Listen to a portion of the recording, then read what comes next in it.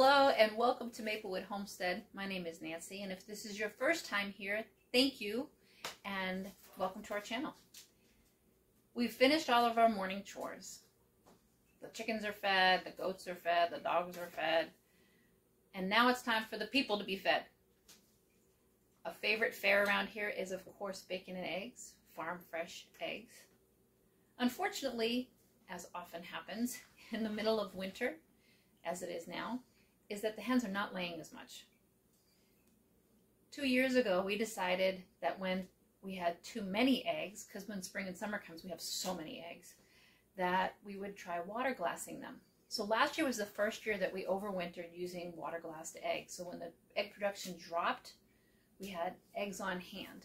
And if you're not familiar with it, water glassing is a method of storing your eggs in limed water, pickling lime water, and they'll keep up to 2 years. So what we're going to do today is, you've probably seen and heard about water glassing, or maybe you haven't, but we're going to do a taste test. I'm going to show you the difference between a water glassed egg and a not water glassed egg. Okay, I've washed off the eggs. Well, I've more like rinsed off the eggs, and there's still a little bit of a white film on it. But you know what? That's okay. That's okay. What I noticed when using these eggs is that the yolks don't hold together as well. The albumin is the white part of it that's immediately around the yolk. Doesn't seem to hold up so well over time. These eggs we collected at the end of summer, beginning of fall last year. This particular egg is actually a fresh duck egg. So you can notice the difference between the yolks of the fresh duck egg and the water glassed eggs. Now, I did have a couple of them that stayed together, but the majority of the eggs that came out of the water glassing were runny. See, there's one there that looked okay. That one held together pretty well. So if you're going to do fried eggs, water glassing eggs probably aren't going to be the best situation.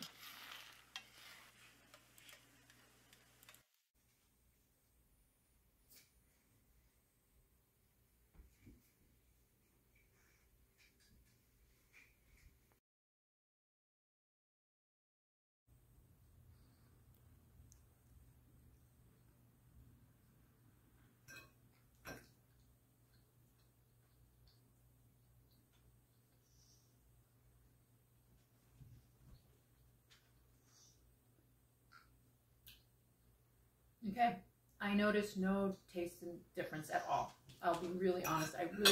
If you didn't tell me these weren't fresh eggs, I would not be able to tell. So, again, this year, I'm highly impressed with the whole water glassing method. It makes sense for long-term storage of your eggs to use them over the winter. And then we'll see what my guys think about it. Good morning. Good morning. Are you ready? Yeah. So, what do you have in front of you? Eggs.